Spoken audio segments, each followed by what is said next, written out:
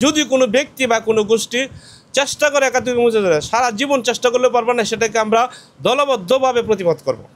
আসলে 1971 আর 2024-এর রাইতে দিনে তফাৎ আছে। তফাৎটা হলো আমাদের 1971 সালে যে স্বাধীনতাটা এত তাড়াতাড়ি হয় নাই। এটা হলো আমাদের মা বোনের 30 লক্ষ মা বোনের ইজ্জতের বিনিময়ে, রক্তের বিনিময়ে দেশটা স্বাধীন হয়েছে। শহীদের বিনিময়ে আমরা দেশ স্বাধীনতা পেয়েছি, লাল সবুজের একটি পতাকা পেয়েছি।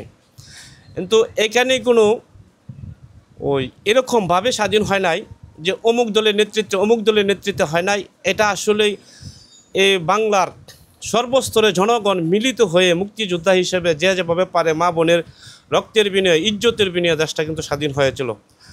এত দ্রুত বাংলাদেশ স্বাধীন হয় নাই। তখনকার দেশটা ছিল একতার মধ্যে, কোনো দ্বিধাদ্বন্দ্ব, দল ব্যক্তির সাথে কোনো শত্রুতা ছিল না। আমাদের স্বাধীনতাকে কেড়ে আনতে হবে, আমাদের দেশ, আমাদের জাতিকে মুক্ত করতে হবে এই পাকিস্তানের হানাদারের বিরুদ্ধে। এটা আমাদের খুব কঠিন ছিল। আর এটার সাথে যদি 24-এ গণঅভ্যুত্থান তুলনা করে, এটা সঠিক হবে না। কারণ এটা আমরা নিজেদের মধ্যে তর্ক লেগে, একজন অন্যায় করছে তাকে প্রতিবাদ করতে গিয়ে এতে কিন্তু দেশ স্বাধীন বলা যায় না। এটাকে দ্বিতীয় স্বাধীন আমার দৃষ্টিকোণ থেকে এটা হয় না। আমরা রক্তের বিনিময়ে, বোনের ইজ্জতের বিনিময়ে, অনাহারের বিনিময়ে, পঙ্গুত্বের বিনিময়ে, জীবনের বিনিময়ে আমরা 71 স্বাধীন, আমাদের পুরুষরা স্বাধীন পেয়েছে, আমরা স্বাধীন দেশে বসবাস করতেছি।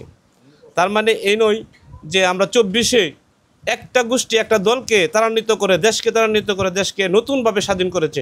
এটা আমার যুক্তিতে মিলে না, এটা আসলে মিলার কথাও না। জানি না এ দেশ কীভাবে এটাকে 24-এ স্বাধীন হিসাবে গণ্য করে। তবে 1971 আমাদের প্রিয় স্বাধীনতা, আমাদের লাল সবুজের পতাকা, আমাদের বাংলাদেশ একটা বন্টন হয়েছিল সেই 71 সালে। আমরা কিন্তু যে 24-এ যে 71-কে সামনে আনছে আসলে ঠিক না। আমরা কিন্তু অভাববোধ করি না, আমরা কোনো লক্ষ লক্ষ শহীদ হয়ে দেশ স্বাধীন করছি না। হয়তো আমাদের আন্দোলন করতে গিয়ে কিছু মানুষ আমরা জীবন দিয়েছি বা শহীদ হয়েছি। তার মানে 71-কে 24-এর সাথে তুলনা করা সঠিক হবে না।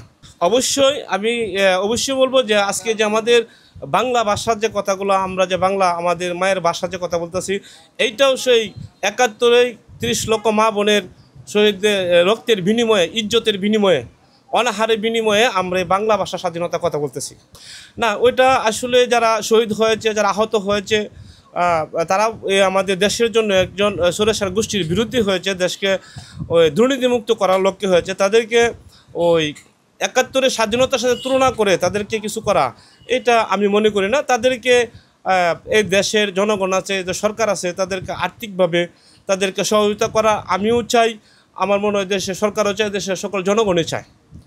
আমরা চাই তাদের পাশে আমরাও দাঁড়াই, যাতে এরকম দুর্নীতিবাজ করলে যাতে কোনো সরকারি তাদের মতো হাল অবস্থা হয়, আমরা যেন এর মনে হয় তাকে তাদের সহযোগিতার মাধ্যমে আমরা এটা বোঝাতে চাই যে কোনো সরকার এদেশে আসবে দুর্নীতির সাথে জড়িত থাকবে, আমরা সাধারণ মানুষ তাদেরকে আমরা যত 24-কে উপলব্ধি করে আমরাও যেন দ্রুত তাদেরকে এই দেশ থেকে প্রত্যাহার করতে পারি। না, 24 আন্দোলন তো আমরা করছি, হয়তো ঢাকা করি নাই, আমাদের এলাকায় আমরা করেছি, কিন্তু এর জন্য তো আমি 24 মুক্তিযুদ্ধের স্বাধীনতা আমি দাবি করতে পারি না।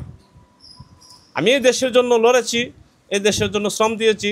একটি গোষ্ঠীকে, একটি দলকে ত্বরান্বিত করার জন্য এরা যে অবস্থা দেশের দুর্নীতিবাজ শুরু করছে, একনায়কতন্ত্রের দিকে চলে নিতেছে, এটা মানুষের মধ্যে যখন আঘাত লাগছে, আমাদের মৌলিক অধিকার যখন আমাদের কাছ থেকে চিনিয়ে নিচ্ছে, তখন এই দেশের মানুষ জাগ্রত হয়েছে। এই দল কিন্তু, কোনো দল কিন্তু এই 24 স্বাধীন করে নাই।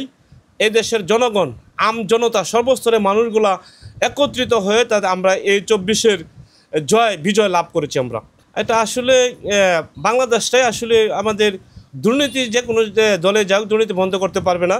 এটাকে কেন্দ্র করে কিছু মানুষ বা কিছু গোষ্ঠী নিজেকে বড় করে নেওয়ার জন্য, আত্মসাৎ করার জন্য কিছু ফায়দা খুঁজছে। এটাও আমরা এদেশের জনগণ আমরা হতে দেব না। আমরা ওইদিকে সোচ্চার আছি। আর এরকম দুর্নীতিবাজ যেন দেশে আর প্রতিষ্ঠিত না হয়, সেদিকে এদেশের মানুষ, সর্বস্তরের মানুষ সচেতন আছে। অবশ্যই 71 আছে, 71 থাকবে, এটা কিয়ামত পর্যন্ত থাকবে। যদিও 24 দিয়ে ভুলতে চায়, বলা যাবে না। এটা কেমনে বলে যাবেন যে আমার মায়ের রক্তের বিনিময়ে, আমার বোনের রক্তের বিনিময়ে, আমার বাবার রক্তের বিনিময়ে এ দেশ স্বাধীন হয়েছে। এই দেশের যারা পরিচালনা করত, তাজউদ্দিন সাহেব, জিয়াউর রহমান সাহেব, মুজিবুর সাহেব, এদের যে নেতৃত্বে দেশ স্বাধীন হয়েছে, এটা তো বলা যাবে না, এদেরকে তো বলা যাবে না। এদেরকে তো ৭১-এ রাখতেই হবে, ৭১-এ থাকবে, এরা ছিল, থাকবে। ৭১ যদি এই দেশের জনগণ মুছে দিতে চায়, ইচ্ছে করলে পারবে না। যদি কোনো ব্যক্তি বা কোনো গোষ্ঠী চেষ্টা করে ৭১ মুছে দিতে, সারা জীবন চেষ্টা করলে পারবে না, সেটাকে আমরা দলবদ্ধভাবে প্রতিবাদ করব।